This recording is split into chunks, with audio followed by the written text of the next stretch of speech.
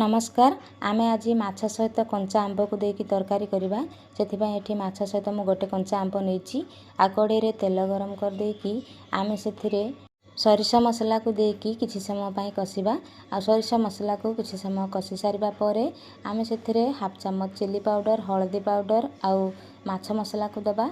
जदि Facebook page रे देखुचंती आ मो रेसिपीटी आपण मानकु पसंद आसुची ताले प्लीज मो पेज को लाइक कमेंट शेयर करिवे जद्वारा आपण माने आगो को एमती मोर नुआ नुआ रेसिपी देखिबा को पाई परिबे। एबे सेथिरे स्वाद अनुसार गोटे चम्मच लूण देकी मसला सहित भलो भाबरे मिसई सारिबा परे आमे सेथिरे आंब को देकी गोटे मिनिट पर्यंत कसिबा। आंब को मसला रे गोटे मिनिट पर्यंत कसी सारिबा परे मसलारू तेल सेपारेट हो जाइए। एबे मसला रेडी हो गला बोली आमे जानि परिबा। आ एबे सेथिरे आमे गोटे ग्लास पानी देकी फुटिया पाई किछि समय पुणी रेस्ट छाड़ देबा। किछि समय परे आंब भलो भाबरे सिझी जाइए। आ एबे सेथिरे आमे माछ को देकी पुणी किछि समय फुटिया पाई रेस्ट छाड़ देबा।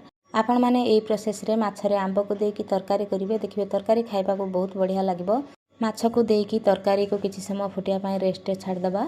आ किछि समय परे तरकारी भलो भाबरे हो जाइए। एबे सेथिरे आमे अल्प गरम मसला और अल्प कटा धनिया पत्र दे देबा।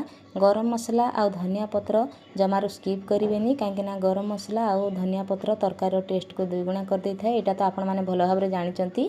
एबे रेडी हो जाइए कंचा आंब माछ बेसर तरकारी। आशा करूची रेसिपीटी आपण मानकु निश्चय पसंद आस्थिबो। रहुची पुणी देखा हेबी आ एक नुआ रेसिपी सहित।